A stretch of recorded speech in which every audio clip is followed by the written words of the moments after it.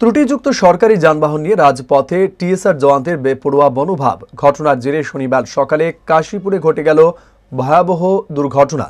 ঘটনায় আহত হয়েছেন একজন শিক্ষক। রাস্তায় সাধারণ মানুষের নিরাপত্তা আর কতদিন উপেক্ষিত থাকবে প্রশ্ন উঠেছে সংশ্লিষ্ট মহলে। একদিকে যেখানে ত্রিপুরা ট্রাফিক দপ্তর প্রতিনিয়ত যানবাহন চালকদের সচেতন থাকার পরামর্শ দিচ্ছে, সেখানে সরকারি বাহিনীর কিছু জওয়ানই নিয়ম ভেঙে ত্রুটিযুক্ত যান নিয়ে রাস্তায় নামছেন। এই চরম উদাহরণ দেখা গেল শনিবার সকালে, যখন ত্রিপুরা স্টেট রাইফেলস টিএসআরের ২য় ব্যাটালিয়নের একটি মিনি বাস নিয়ন্ত্রণ হারিয়ে একটি মোটর গাড়িকে ধাক্কা দেয়। এই ঘটনাটি ঘটে আসাম আগরতলা জাতীয় সড়কের কাশীপুর এলাকায়। ওই মোটর গাড়িতে ৪ জন যাত্রী ছিলেন, যাদের মধ্যে একজন শিক্ষক গুরুতর আহত হন। সৌভাগ্যবশত বড়সড় দুর্ঘটনা থেকে অল্পের জন্য রক্ষা পান বাকি যাত্রীরা। প্রত্যক্ষদর্শীদের মতে মিনি বাসটির ব্রেক ফেল হওয়ার কারণেই এই ভয়াবহ পরিস্থিতির সৃষ্টি হয়। তবে সবচেয়ে অবাক করার বিষয় হল টিএসআর জওয়ান চালকের দেওয়া ব্যাখ্যা। তিনি জানান, মিনি বাসটির আগে থেকেই যান্ত্রিক ত্রুটি ছিল, যা দুর্ঘটনার মূল কারণ।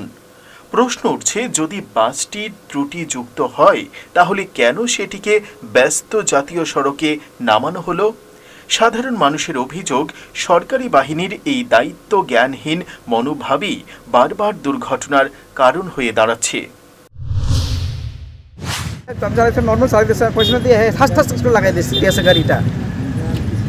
একবার না দুইবার 3বার আমার পিছনে বসা আমার ভাতিজা যে গভর্নমেন্ট টিচার, তার চুপ পাই এখন মাথা প্রচুর ব্যথা পাইতেছে। আপনারা কোন দিকে মানে? আমরা যাচ্ছিলাম কুমলুং, এটা বিয়াতে।